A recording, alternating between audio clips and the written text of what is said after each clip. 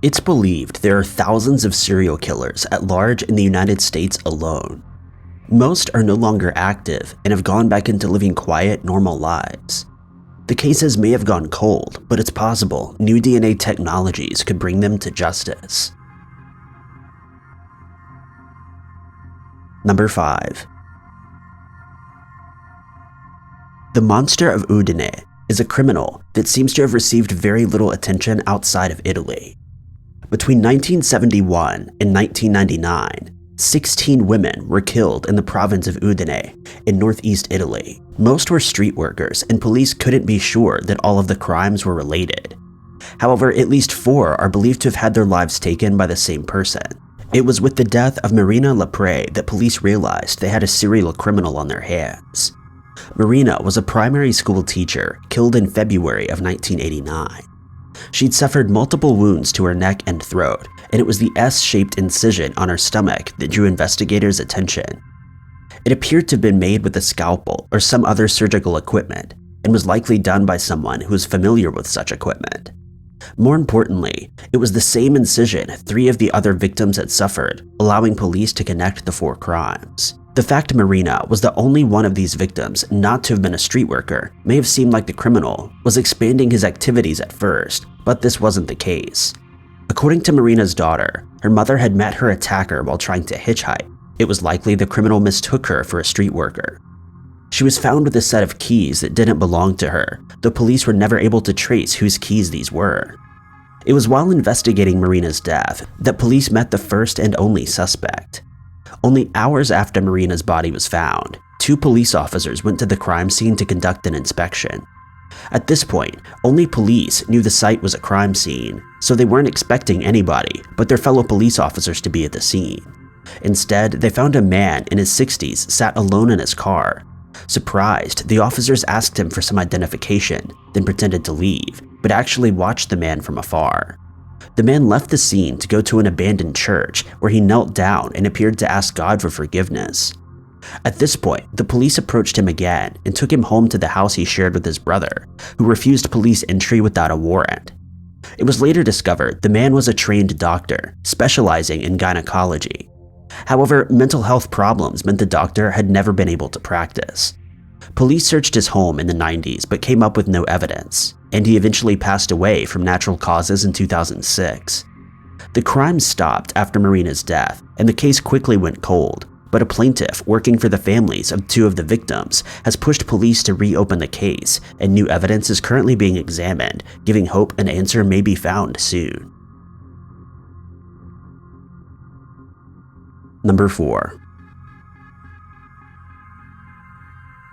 The Frankfurt Slasher took the lives of at least 8 women between 1985 and 1990. While one person was eventually convicted for the death of one of the women, most experts believe he was completely innocent and the real criminal remains at large. 52-year-old Helen Patent was the first victim. Her partially nude body was found at a train yard in Philadelphia on the morning of August 26, 1985. The cause of death was pretty obvious. She'd been viciously attacked with a knife and stabbed almost 50 times. Over the next year, 2 more women were killed in a similar fashion, though both bodies were found in their own homes. Police were able to draw a connection between all 3 women, as they were all regulars at the Golden Bar on Frankfurt Avenue, an area which had a reputation as a nightlife center and was frequented by drug users. Police tried to deny that there was a serial criminal on the loose, but as more bodies turned up over the next 2 years, there was no denying the crimes were connected. All appeared to have been killed in a similar manner. All had connections to bars on Frankfurt Avenue, and many had mental health problems. While there were no witnesses to the crimes themselves, many people reported seeing the victims with a middle-aged white man wearing glasses shortly before their deaths. However, the only man ever arrested in relation to the deaths didn't fit this description. Leonard Christopher was a young black man who worked at a fish market one of the victims, a woman, Carol Dowd, was found behind. He told investigators he knew of one of the victims, though not Carol, and there was no evidence he'd been near any of the women before they passed away. As Leonard had no alibi, he was arrested for Carol's murder. He had no motive, no obvious connection to any of the other women killed, and there was only circumstantial evidence linking him to the crime. Even when another woman was killed while Leonard was awaiting trial, prosecution continued to claim Leonard was the criminal, and he was eventually found guilty. Leonard died while behind bars. Investigators now say there's no evidence he was responsible for any of the deaths.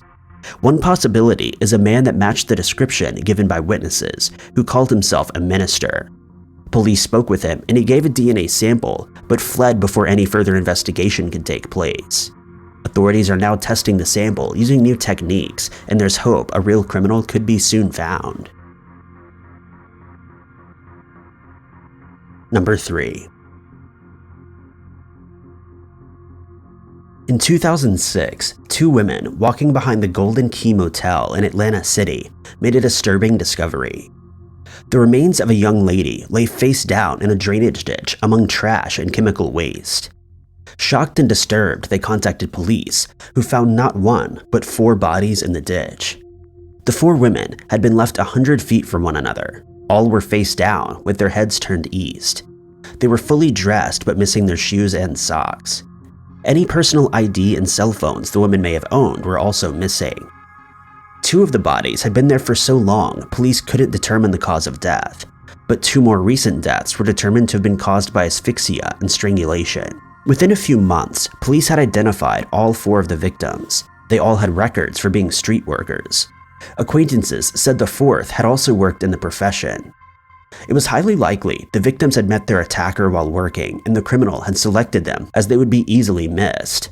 All 4 women were vulnerable and at a low point in their lives. 1, Barbara Brader, had been missing for several weeks before she was even reported. Due to her erratic behavior, it wasn't long after the missing persons report was filed that she and the 3 other victims were found. Despite how recently the crimes took place, there's been very little progress made in police investigations. Police believe their lives were taken somewhere else before the criminal dumped them in the drainage ditch. The water and chemical waste in the ditch washed away any trace of evidence that would have given police clues. Only one of the victims, Kim Raff, was able to provide any information. Kim had likely been killed only a few days before the bodies were discovered. Her body was in a good enough condition that police were able to determine she didn't have any defensive marks. This meant she was likely incapacitated in some way before she died. They also found DNA beneath her fingernails, but it's not certain whether this would have belonged to the person who took her life or a client. So far, no other deaths have been connected to the case. At one point, it was suggested the discovery of 10 women's bodies found along the shoreline of Long Island between 2010 and 2011 may have been killed by the same person, but investigators later ruled this out. Number 2. The Doodler is the name given to a serial criminal that targeted gay men in San Francisco in the 1970s. The unidentified criminal took the lives of 5 gay men and attacked a number of others. Unfortunately, homophobic attitudes at the time meant some of those victims who survived were reluctant to come forward to police. The body of 50-year-old Gerald Kavanaugh was discovered in the early hours of January 27, 1974. A man contacted police at 1:30 a.m. to tell them he thought a body was seen lying on the beach in the Ocean Beach area. He was calm, telling the dispatcher he felt it was his duty to report the incident, and didn't believe it was necessary to give his name. When police arrived, they found Gerald had suffered multiple stab wounds before passing away. Gerald was just the first of 5 similar cases that took place in 1974 and the first half of 1975. The bodies were all discovered in parks or on the beach, and it was believed at least 2 had been killed at or near the location where they were found. All of the victims were white, gay men, and had their lives taken with a knife. The similar nature to their deaths was an important factor for police connecting the crimes. Violence against gay men and women in the community wasn't uncommon at the time, and there were dozens of gay men killed in the area during the 2 years the Doodler was active. It's possible some of the other unsolved homicides that took place in the area were also committed by this same criminal, but only 5 have been officially connected to him. At least 5 other people, including 3 that refused to testify for fear of being outed, were attacked by the same criminal, but managed to survive. It was from these survivors that the Doodler got his nickname. According to the survivors, he would sit in bars and diners sketching portraits which he would use to lure in his victims. 2 of the victims were able to give a description and police produced a sketch. Another sketch produced in 2018 showed what they believed the killer would look like today. He was described as between 19 and 25 years old, black, lanky, and around 6 feet tall. Police are also looking for a psychiatrist with the surname Priest. It's believed the Doodler had been seeing this psychiatrist during the 70s and told him about the crimes. Number 1. What makes the case of the I70 Killer so perplexing is the number of people who saw him moments before or after he committed his crimes, yet police have never named a suspect or come close to bringing him to justice. The criminal started his crimes at Pendleton Pike in Indianapolis on April 8, 1992. He was described as a white man in his 30s, of medium height and weight, with red hair and lazy eyelids. A witness who worked at one of the stores in the area noted he appeared to be talking to himself and behaving in a strange manner, but it was nothing worth investigating. At about 2 p.m., he went into a shoe store opposite the one the witness was working in. The strange man was in the shop for a few minutes. In that time, he shot the lone worker, 26-year-old Robin Falder. Afterwards, he calmly walked out of the store and began hitchhiking away. Unlike other criminals on the list, the I-70 criminal worked quickly. His next crime came less than a week later on April 11th. Again, it took place at a store, this time a formal wear rental store. There were 2 women working that day, staying late to wait for a client who was running late. By the time the client arrived, they had both been killed. The weapon matched the one used in the earlier crime, a semi-automatic .22 caliber. The bullet casings had been rubbed with jeweler's equipment, indicating the criminal knew a lot about weaponry. The same gun would be used to kill 3 more times over the next month. Each time, the victim was a lone shop worker, their stores on or near I-70. 2 of the victims were petite women with dark hair, the same as the earlier 3. The other was a man, but investigators believe the criminal may have mistook him for a woman from behind, as he had long hair and wore an earring. In 2 of the cases, witnesses saw the shooter and gave matching descriptions to police, but it didn't help them draw any closer to an answer. Almost as suddenly as all of this had started, it stopped. The final crime took place on May 3rd, less than a month after the first. Some believe the I-70 criminal may have been the same person as the I-70 strangler, Herb Baumeister. Baumeister matched the physical description, but his MO was very different, and there was little evidence connecting the 2. Who the killer was and why he stopped continues to puzzle investigators. Thank you guys so much for watching. If you like this video, be sure to click that like button. Also, don't forget to subscribe and click that notification bell to keep up to date with all of our future uploads. But I've been Ty Knotts, and I'll catch you guys in the next video.